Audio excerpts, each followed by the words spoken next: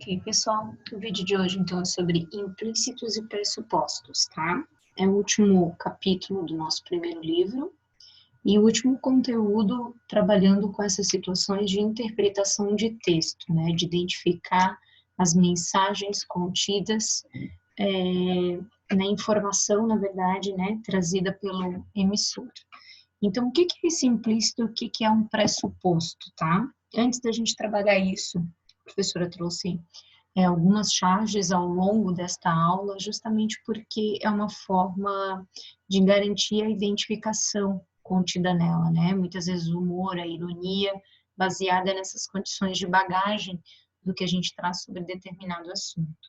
Então, eu tenho aqui um garoto rindo sobre uma determinada situação que não nos é mostrada, e aí a gente tem o cérebro dele, né, gritando chega, e dizendo que ele está se sentindo um inútil. E o garoto pergunta, né, onde você vai? E o cérebro vai ler. O que eu tenho aqui de subentendido, o que eu tenho aqui dentro de implícito, que é uma mensagem que não está contida no texto, que não aparece, né, de forma explícita, mas implicitamente eu consigo identificar o que é.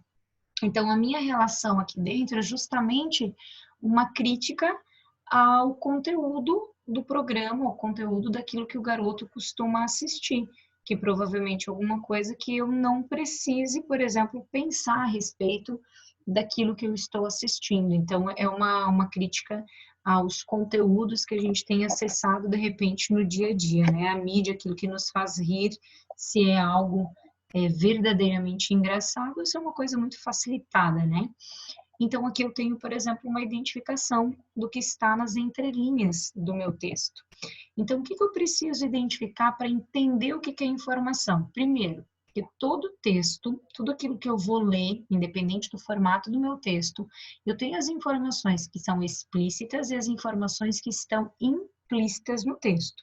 O que são as informações explícitas? Aquilo que é manifestado pelo autor no próprio texto, que a gente consegue identificar de forma clara e objetiva, está nas linhas do texto.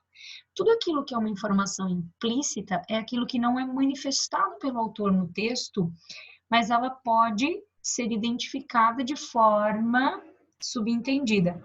Muitas vezes, para a gente entender essa leitura de forma eficiente, a gente precisa ler aquilo que a gente diz que está nas entrelinhas do texto. Então, o que é explícito está dentro do texto, manifestado, e o que é implícito é aquilo que o meu emissor gostaria de dizer, mas que requer uma identificação do leitor acerca dessa informação. Então, por exemplo, né, observe esse enunciado.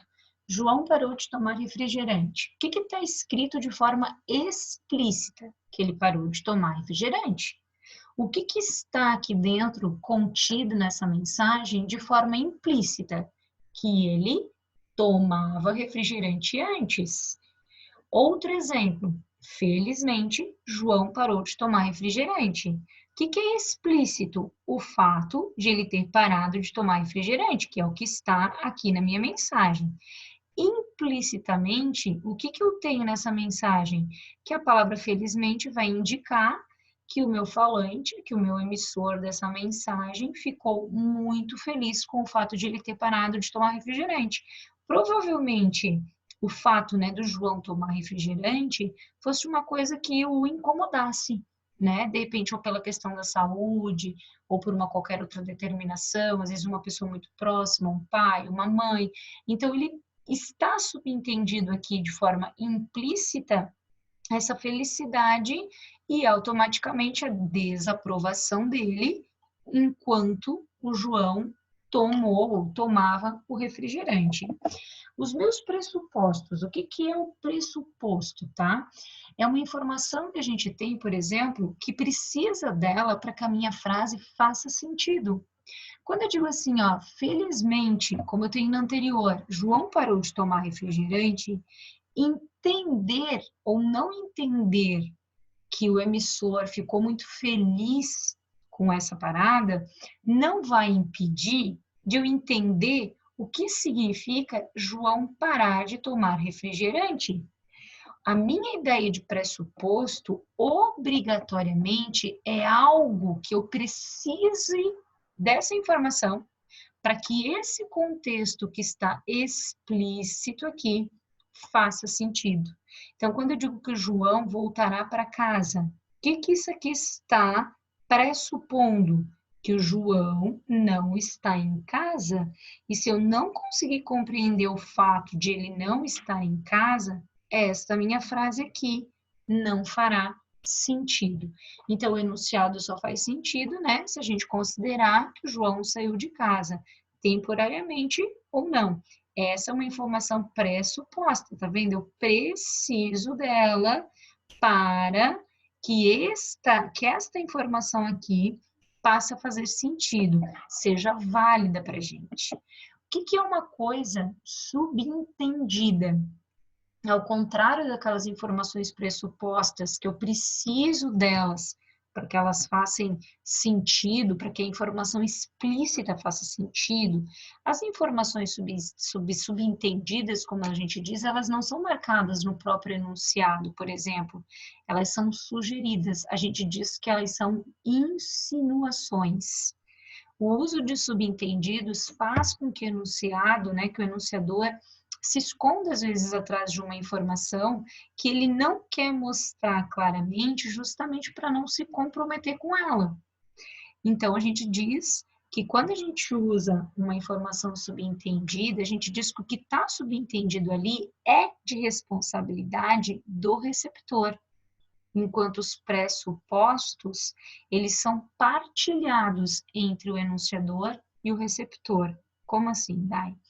O pressuposto, eu preciso ser clara quando eu transmito uma informação, ser clara no sentido de que a minha informação obrigatoriamente vai levar o meu receptor a entender aquilo que está implícito na minha mensagem. Como, por exemplo, aqui, essa daqui é uma frase simples, clara. Todo receptor que lê essa mensagem vai conseguir compreender que o João não está em casa. Então, esse pressuposto, apesar de fazer sentido, né, precisar do sentido para fazer efeito, ele é uma relação de sentido compartilhada. Como assim compartilhada? O emissor e o receptor vão trabalhar lado a lado no entendimento dessa frase. Aquilo que está subentendido, eles não estão no texto, mas o autor insinua aquilo ali. Mas ele não afirma, ele não confirma essa insinuação. Quem, na verdade, vai interpretar essa insinuação e vai tentar entender o que é que está subentendido ali dentro é o meu receptor.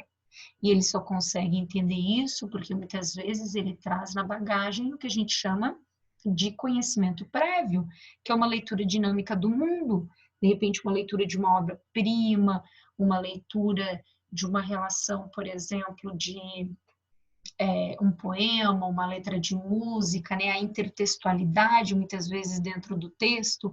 Então, isso daqui, ela é responsabilidade do meu receptor. Ele vai ter que entender o que está subentendido ali, entendeu? A minha frase não vai deixar essa afirmação clara. Por exemplo, e aí? Matou ou não matou o pernilongo? Vou pedir ajuda ao árbitro de vídeo. O que é esse árbitro de vídeo? O que está subentendido aqui? Tá vendo que a minha interpretação dessa mensagem aqui, do que está subentendido nessa mensagem, ela obrigatoriamente vai ser do meu receptor. E se o meu receptor não entender essa relação de árbitro de vídeo, eu não tenho aqui nessa minha frase, tá vendo? Nenhuma afirmação que vai fazer com que o meu receptor identifique o que está explícito. Eu só consigo entender isso daqui se eu assistir futebol, por exemplo, e eu entender que o árbitro de vídeo é aquele cara que vai olhar lá no computador dele o que aconteceu em uma determinada situação, uma determinada relação do jogo, uma condição de falta ou não, uma mão na bola ou não, e eu vou olhar esse vídeo porque o meu juiz de campo ficou em dúvida, não conseguiu visualizar com clareza.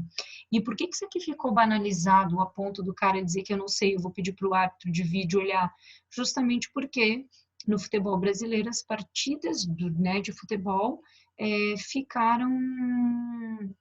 banalizaram essa condição do árbitro, né? Qualquer ato, qualquer ação, qualquer jogada era ponto para o árbitro pedir essa relação do árbitro de vídeo. Isso fez com que os jogos começassem a atrasar muito, né?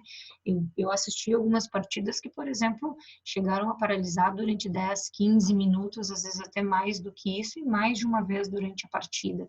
Então, isso daqui está subentendido, tá vendo? Mas o meu receptor não tem essa responsabilidade de trazer aqui dentro essa identificação, mesmo que não apareça na frase, porque no pressuposto isso vem aqui dentro, o implícito e o explícito já vem trabalhando lado a lado de mãos dadas, né? Aqui não, se essa mulher não entender nada de jogo, ela simplesmente não vai compreender o humor, né, por trás dessa identificação da tirinha, dessa identificação da chave, tá? O que são, então, aqui? A gente fez uma síntese, né, dessas informações, do que é pressuposto, do que é subentendido, até para ficar mais claro para vocês. O pressuposto é uma leitura garantida, tá vendo? Porque o meu emissor não traz essa informação no texto, mas ela traz essa informação na interpretação. Então, eu já tenho essa relação indiscutível, né, de que o meu receptor vai compreender. Na relação subentendida, são leituras possíveis, porque eu nunca vou ter certeza do que é que o meu receptor vai compreender, do que estaria explícito na minha mensagem. Então, são ideias não construídas de modo explícito, o sentido decorre da lógica apresentada por palavras ou expressões contidas no texto. Subentendidos são insinuações não marcadas linguisticamente, ele dá a entender, mas ele não garante que essas informações serão identificadas, né, pelo meu receptor. Então, o subentendido é responsabilidade do leitor, por isso é preciso atenção às possibilidades contextualizadas. Por isso que a Pro falou que precisa de bagagem. Aqui dentro eu preciso de conhecimento prévio, de leitura de mundo. Aqui não. Eu preciso de uma compreensão do que está na frase, é o básico do básico, tá? Neste bolso nunca entrou dinheiro público. Tá de calça nova, né? O que está subentendido aqui, tá vendo? Se eu não entender esta relação, se eu não conseguir compreender a referência que ele faz, a frase, a mensagem vai passar batida. E não, então, tá de calça nova justamente para dizer que, tipo assim, né, nunca entrou dinheiro público só se realmente tivesse de calça nova. Fazendo uma referência até de que a política muitas vezes traz essa condição de furto, né, de desvio de dinheiro público. A maioria, ou a grande maioria das charges que a gente encontra, muitas vezes com essa relação de crítica, de mensagem subentendida, tem uma questão política muito forte por trás. A maioria, digamos assim, das charges retratam situações do país, né, situações nacionais, seja política, seja de alguma manifestação, alguma circunstância, alguma referência que a gente tem. E aí, a gente já está vivendo, digamos assim, manifestações políticas que tragam, né, esse tipo de crítica aí pelo menos há uns 10 anos já. Então, uma atividade para a gente fazer aqui, do que está subentendido? Fogaça quer ser prefeito de novo, mas ele já foi prefeito antes? Há uma informação pressuposta e outra subentendida. Lembrando que uma informação pressuposta é aquela que já está contida no texto. Está contida no texto, quando eu digo, é que assim, ela não vem explícita. Mas o meu emissor já deixou todas as informações que eu possa referenciar de que aquela mensagem é pressuposta, ela vai ser compartilhada. Por exemplo, ele quer ser prefeito de novo. Onde está a mensagem pressuposta? O de novo. O que isso significa? O de novo significa que ele já foi prefeito uma vez. Não está no texto explicitamente, mas implicitamente eu sei que o meu emissor vai compreender isto. O que é uma mensagem subentendida? Mas ele já foi prefeito antes, por que agora está subentendido? Porque a interpretação dessa mensagem vai depender do meu receptor. Por quê? Porque apesar da mensagem inicial ser uma mensagem de fácil compreensão, ela não sabia que o Fogaça já havia sido prefeito antes. Então ele diz assim, mas ele já foi prefeito antes? Então para ela esse fato dele ser prefeito de novo não fez sentido, tá vendo? Então subentendido porque ficou a cargo do meu receptor identificar isso, ele precisava de conhecimento prévio que ele não tinha, e pressuposta, porque essa referência aqui do de novo já deixa entender que ele foi prefeito uma vez. Ah, então quer dizer que ela não entendeu de novo? Ela entendeu. Tanto que ela sabe que isso daqui significa ser prefeito mais uma vez. O que ela não conseguiu entender essa relação de que, por exemplo, ela não sabia, né, que ele já havia sido prefeito antes, tá? A prof, já que a gente está falando de tirinhas e de interpretação do que está subentendido e do que está implícito, uma forma de eu identificar ironia dentro do texto, muitas vezes, é através daquilo que está subentendido da minha leitura de mundo, né? Você é ateu? Sou, graças a Deus. Então, até uma incoerência, né? Ele é ateu justamente por não acreditar, mas ele diz que ele não acredita, ufa, ainda bem, graças a Deus. Então, uma condição bastante irônica, uma crítica, né? Às vezes eu sou irônico, mas eu uso expressões que porventura, me fogem um pouquinho do alcance, porque elas fazem parte, às vezes, da oralidade, daquilo que eu tenho no dia a dia. Então, o que é ironia? Aqui, por curiosidade, o prof trouxe para vocês que é uma palavra que deriva do latim, que, por sua vez, já derivou do grego, que é a palavra eironeia, que significa perguntar fingindo não saber a resposta, ou disfarçando, dissimulação. Trata-se de uma figura de linguagem, portanto, cujo objetivo é produzir um humor sutil. Depois vocês vão entender por que a prof colocou humor sutil, consistindo no emprego de uma palavra ou uma expressão de forma que ela tenha um sentido diferente do habitual. Muitas vezes a gente consegue perceber essa ironia, esse humor na oralidade, porque o meu tom de voz muitas vezes muda, né? As feições que a gente produz, né? Essa marca da linguagem não verbal é muito presente na hora de ser irônica. Fale mais alto. Quem está na esquina ainda não consegue te ouvir. Então, eu falo uma coisa diferente daquilo que eu realmente gostaria de dizer. Fale mais alto que quem está na esquina e não consegue te ouvir, está aqui dentro, pressuposto, subentendido, né? A relação de que eu sei que, por exemplo, ele está falando muito alto, é uma crítica, né? A vontade era dizer, fala mais baixo que você está gritando lá na esquina, as pessoas conseguem te ouvir. Aqui eu coloquei 3 termos que, por vezes, as pessoas trabalham como sinônimo, e apesar de eles serem muito parecidos, eles não são sinônimos, né? Que é a ironia, por isso sutileza, e é o que se difere do sarcasmo, né? Essa sutileza existe aqui e não existe aqui, e o deboche. Então, tem aqui 3 tirinhas, né? Até uma tirinha, 3 situações, tentando mostrar uma mesma referência com relação ao que tem aqui. Por exemplo, olha só quem chegou, não está nem um pouco atrasado. Está vendo que de sutil, uma forma sutil, ele está ironizando. O cara chegou tarde para a reunião. Sarcasmo, chegou cedão para a reunião de amanhã. Está vendo que ela já tem uma coisa mais depreciativa. E lá vem o Prêmio Nobel da Pontualidade. Eu já comecei a debochar, tá vendo? Eu já estou fazendo uma referência com um humor um pouco mais forte em relação. Conseguem aqui perceber, apesar da gente não ter o conceito aqui, tá vendo que existe uma diferença na forma como eu transmito a minha mensagem? Agora, separadamente, como é que eu consigo diferenciar? Então, o sarcasmo é uma ironia mais amarga, provocatória, transformando-se às vezes quase num insulto. É o que a gente chamava de ironia cáustica, né? É aquela que vai maldizer, produzir escárnio na hora de você escrever uma oração. É igual o deboche, que além de ironizar, faz uma piadinha ridícula de menosprezo, tá vendo? O sarcasmo, ele é provocatório, é um insulto.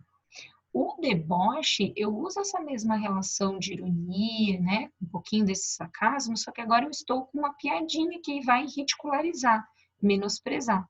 O sarcasmo é caracterizado por ter o objetivo de desprezar, ofender, zombar, Por isso a prof falou que tem aqui a ideia do escárnio, do maldizer, né? Ela é uma ironia insultuosa, provocativa. Eles são tipos de ironia, só que elas têm características um pouco mais marcadas, mais fortes, né? Eu nunca esqueço um cara, mas no seu caso ficarei feliz em abrir uma exceção, tá vendo? Ele já traz uma piadinha um pouquinho maior, né? Uma relação um pouco mais forte de sarcasmo, quase debochando já, né, pela imagem. A ironia, a gente vai tentando ver um pouquinho mais. Ela vai satirizar, falando exatamente o contrário, tá vendo? É uma reação mais moderada que o sarcasmo. Mau dia para alguém que passa batido sem falar nada. Aula de hoje, ironia, tá vendo? Deu um exemplo de ironia. 1º de maio. O que está subentendido aqui para eu conseguir entender essa charge? 1º de maio é dia do trabalhador. Por que ironia? Porque eu tenho aqui justamente uma imagem bem forte de Brasília, né? Onde os políticos estão, então como se eles não trabalhassem. E aí, a professora dá 10, né? Em suma, para ficar mais facilzinho para vocês entenderem, a ironia é usada quando a pessoa quer dizer o contrário do que se pensa, de forma sutil. Sarcasmo usado para ofender a pessoa, é um pouco mais ácida, né? Do que a ironia, é insultuosa, mais grave, do ponto de vista mais desprezível. E por último, mas não menos asqueroso, o deboche é quando alguém já está fazendo pouco caso do outro, ridicularizando uma pessoa, fazendo chacota, fazendo uma piadinha por aquilo ali, debochando mesmo de uma determinada situação. Então, fica bem claro e a gente consegue identificar isso com bastante clareza, né? Nas tirinhas, nas charges, e é mais uma forma de a gente conseguir interpretar o texto, identificar a mensagem, entender aquilo que o meu emissor realmente busca informar, tá? E é isto.